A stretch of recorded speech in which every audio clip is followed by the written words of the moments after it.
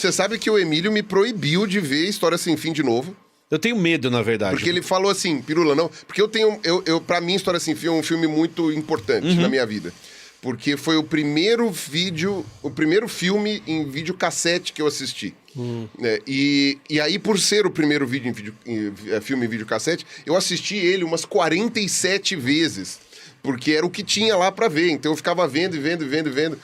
E então aquela história me marcou muito, assim. Eu sabia trechos inteiros do filme, de cor, tal, não sei o quê.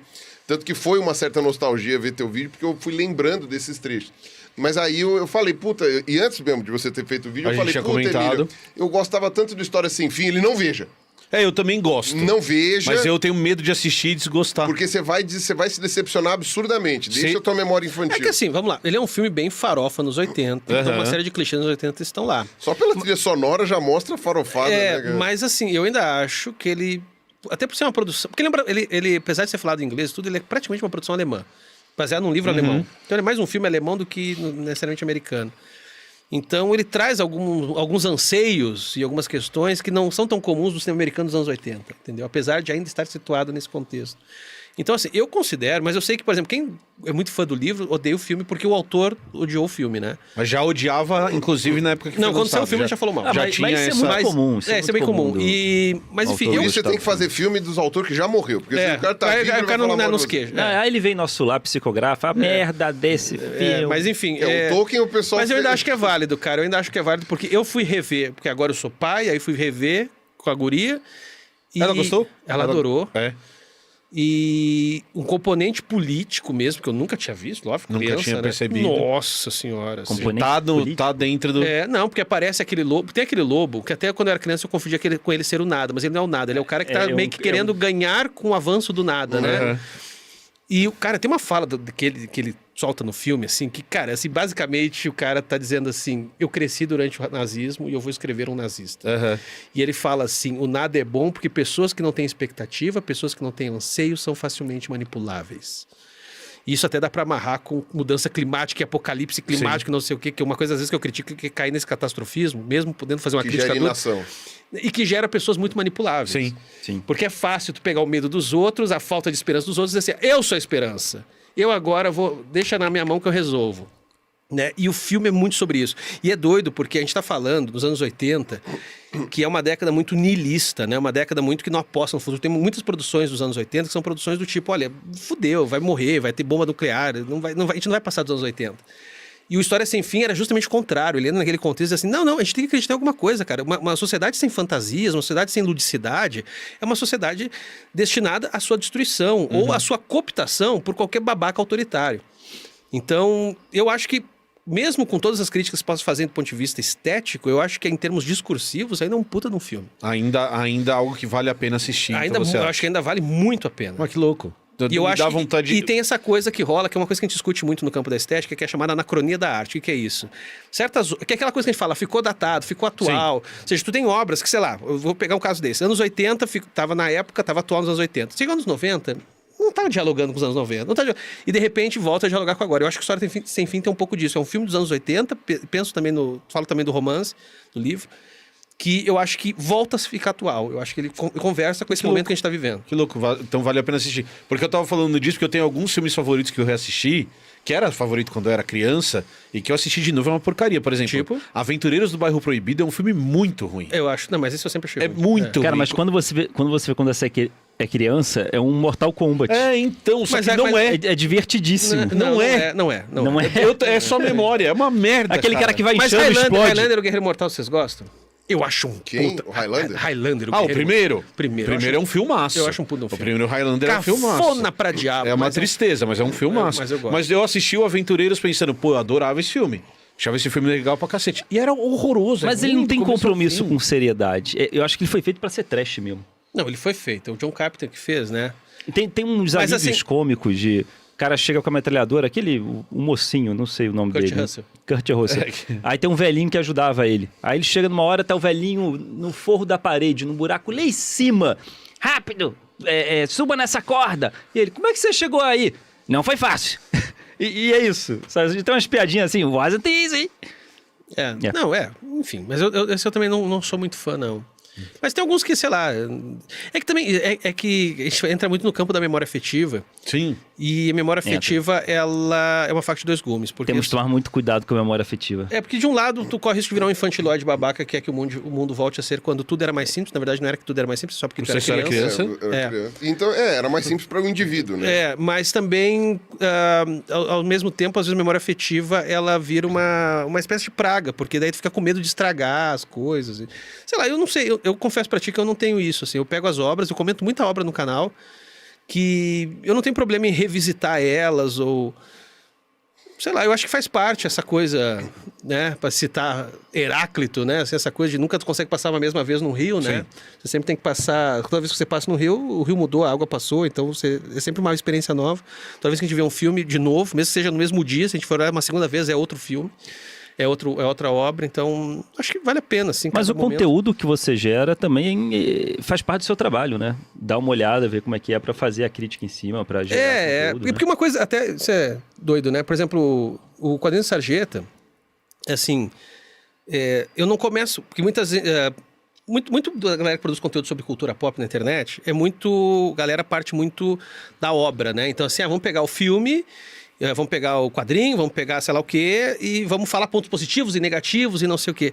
E comigo, às vezes, eu faço o processo contrário, assim, tipo, eu pego a obra e eu falo, cara, ela me possibilita debater certos assuntos. Então, eu vou, pela obra, trazer esses assuntos, tá entendendo? Então, isso acaba, enfim, produzindo, acho que muito esse aspecto que tu falou, que eu acho que tem a ver com uma certa produção de perspectiva, né? Sim, mas o que eu continuo com isso, porque tem esse sentimento de nostalgia que você falou que a gente vive um pouco, inclusive, que é o medo que eu tenho de visitar as obras, mas nessa lógica de produção de conteúdo que você falou, então, você acaba de vez em quando pensando numa temática que você vai falar. Então eu quero falar sobre Nietzsche, só dando um nome que a gente brincou aqui. E aí você vai pensar nas obras que você consegue vincular. Às vezes sim. Acaba acontecendo isso também, de você pensando num às tema. Vezes sim, mas no geral eu pego a obra e eu falo, cara, isso aqui rende isso. O caminho e às oposto. vezes, tanto que tem obras que eu leio e falo, cara, eu não consigo gerar uma análise muito legal disso aqui. E tem uma coisa que eu tirei da minha experiência acadêmica, né? Eu fui professor de 16 anos, professor de pós-graduação, orientei dissertação de mestrado, tese de doutorado. E uma coisa que eu aprendi muito é escutar o objeto. Tá. Entendeu? Ou seja, deixar ele... Não chegar muito com a teoria embaixo do braço. Eu quero falar de semiótica porque eu quero. Tá, mas isso aqui não é tão legal uma análise semiótica. Mas eu quero fazer uma análise marxista. Eu quero fazer uma análise... E aí e vai enfiar a goela abaixo, né? Tem um filósofo chamado Heidegger que ele fala, de parafraseia, engraçado, ironicamente era um cara que era nazista. Mas ele tem uma frase que ele fala, a verdade não responde sob tortura. Né? Então, assim, o que eu faço muitas vezes é pegar uma obra e dizer, cara, o que ela tá me falando? Um exemplo que eu sempre dou, porque para mim foi emblemático, foi um vídeo que eu fiz sobre um game, no caso, que é Alan Wake. Não sei se vocês já jogaram. Sim, sim. E, cara, Alan Wake grita Jung.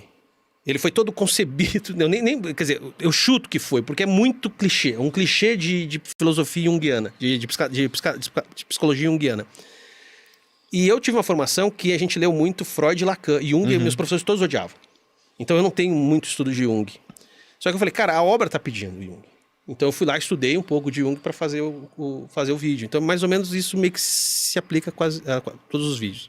Nesse paralelo que você começou a fazer agora de academia, principalmente, que é uma coisa que a gente vê em divulgação científica mais das ciências duras, vamos falar assim, de biologia, de física, que é como fazer essa transposição, porque você estava na academia hard, orientando o doutorado, e aí você vai ter signos, linguagens, uma estrutura muito específica da academia, e aí você meio que tenta fazer algo que nós, divulgadores científicos de biologia, que é tentar fazer essa transição para uma outra linguagem, que você tem que... Cara, você tá jogando a regra do YouTube, a gente tava conversando em off na nossa briga sobre thumb, sobre criar assunto polêmico na thumb, como fazer isso. Como que funciona essa transição para você? É uma transição fácil, uma transição difícil? Ou até o conhecimento que você tem de como linguagem funciona ajuda você a fazer a transição? Como que foi para você esse rolê? É que assim, tão difícil não foi, porque eu sou formado em cinema, né? Sim. E eu trabalhei com produção de visual. Teve filme meu que já circulou fora do Brasil, curta-metragem. Entendeu? Depois eu trabalhei com aquele que você tava com o cabelinho Não, aquele... aquele cabelinho cortadinho. Não, aquele eu atuei. Aquele não é um filme que eu dirigi. Tá, Tem filme que eu dirigi, que eu roteirizei, que chegou a passar fora. Tá. Aquele do cabelinho cortadinho é o Durval Durvey, que o pessoal pede muito pra continuação. Isso é. Inclusive, eu tava agora à tarde com a Milena, que foi diretora do Durval Durvey, ela mora aqui em São Paulo.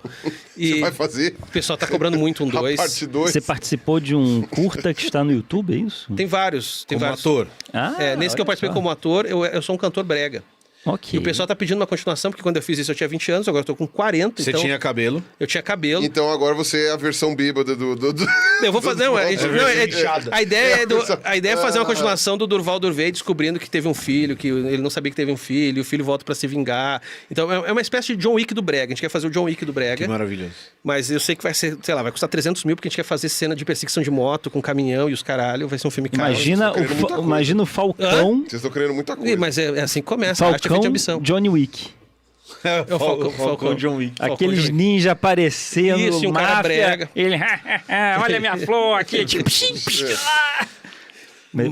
dando tiro com a flor. Mas assim, foi legal falar de divulgação científica, porque assim, quando eu fiz o Quadrinhos da Sarjeta, eu me baseei muito mais no trabalho de vocês do que nos trabalhos dos outros canais de quadrinhos, né? Agora a gente estava brincando, mas, por exemplo, Pirula foi uma inspiração muito grande, não só o Pirula, o Átila, o próprio Blabologia, que mais que eu, na época eu olhei, assim, o Schwarz, o canal do Schwarz, enfim, teve uma galera, assim, que eu fui espiar, porque o que acontece? Tipo, quando... Não adianta querer me agradar agora.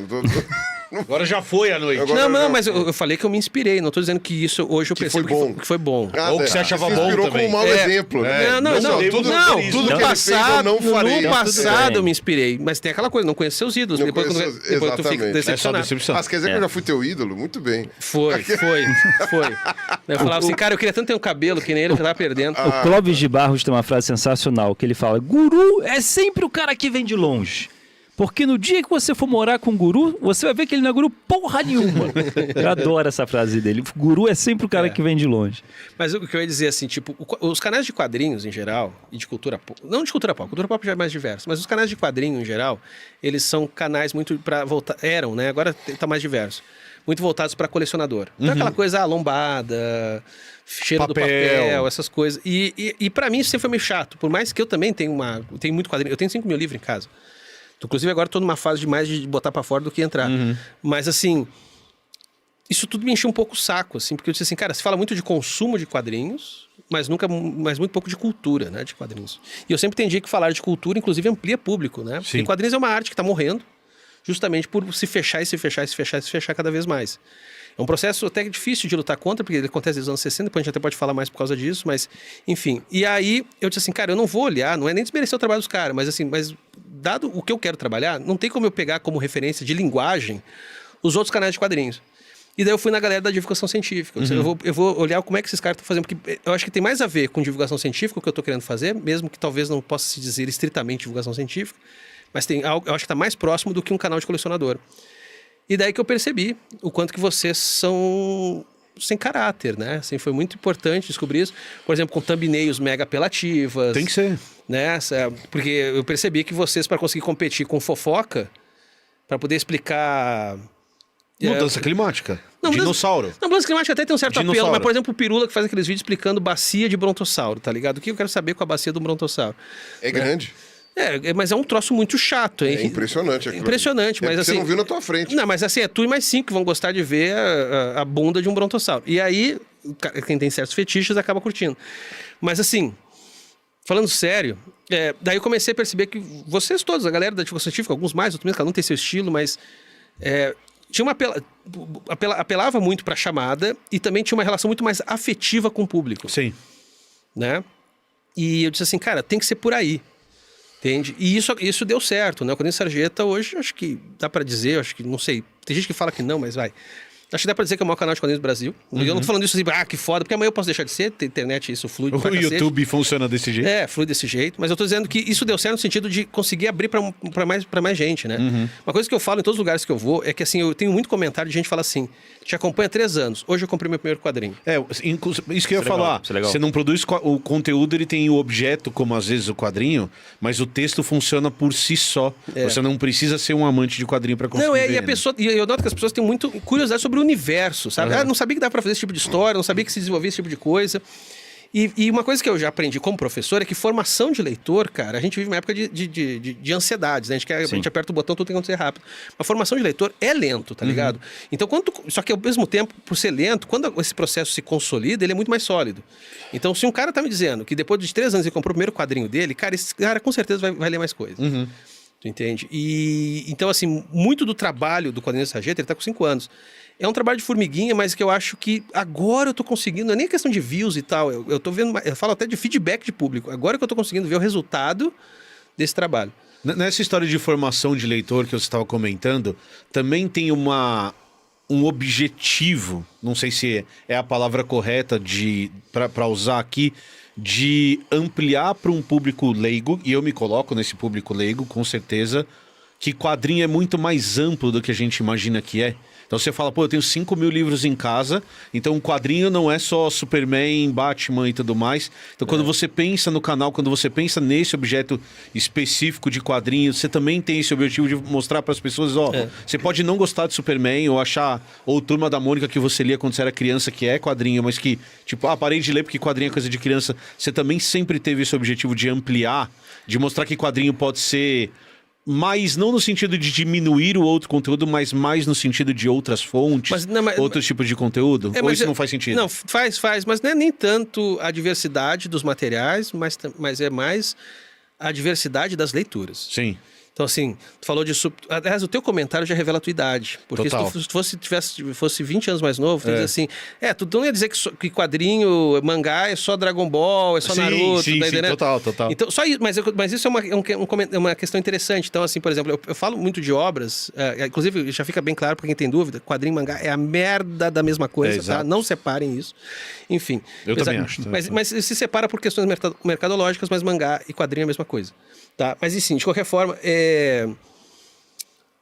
O lance nem é tanto, não vou falar do Superman porque tem outras coisas. Sim, vamos falar de outras coisas, porque de fato o mundo dos quadrinhos é diverso. Mas às vezes é importante a gente falar do Superman no sentido de produzir uma leitura que muita gente não se dá conta, cara. No Superman mesmo. Em certas obras. Por exemplo, um vídeo mais recente que eu fiz sobre o Superman é o quanto que, pela mão do Grant Morrison, que foi um autor que passou pelo Superman, o quanto que o Superman é um deus solar.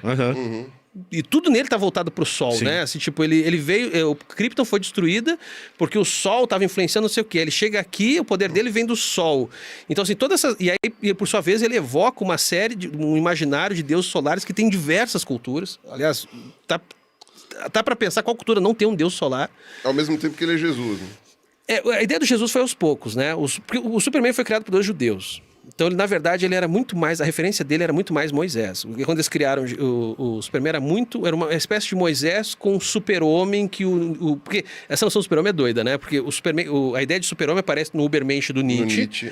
Os nazistas se apropriam. Quando tu assiste o Triunfo da Vontade, que é aquele documentário do Hitler, que é de 30 e... Que é aquele congresso de Nuremberg. 36? Não, 30 e... acho que é 34, por aí. Bom, enfim...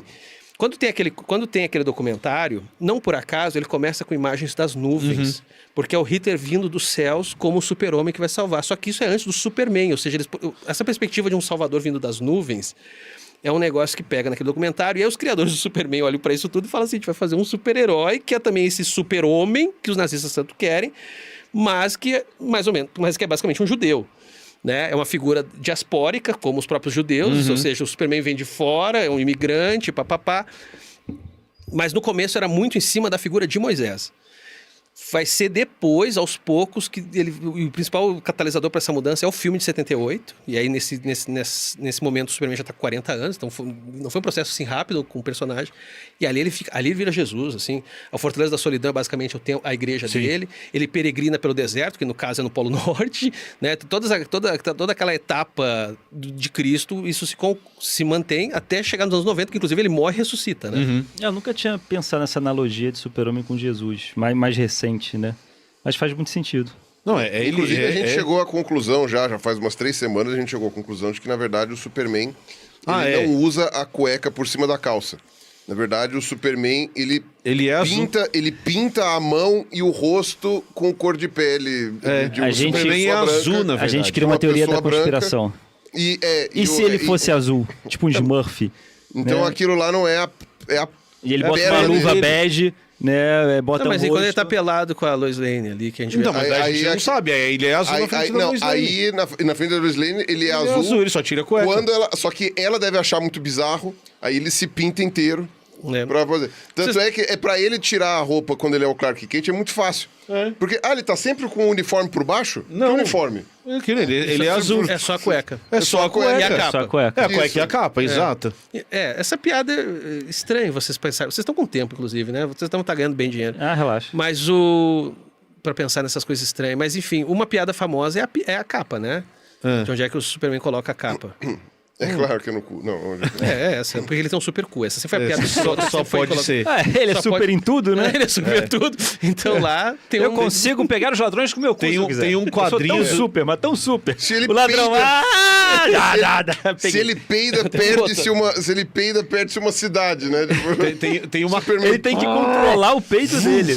Tipo, o fácil não é controlar eu pegar as coisas. O difícil é controlar o meu peito. Tem uma capa do Superman que ele resolve um problema usando o super tricô.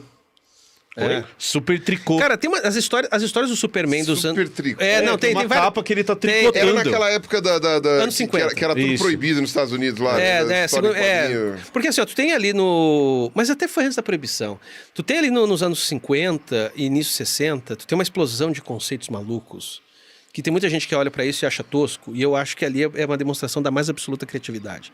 Eles criavam histórias muito absurdamente inventivas sobre o Superman. E é coisas que tu olha e fala assim, cara, isso é muito louco.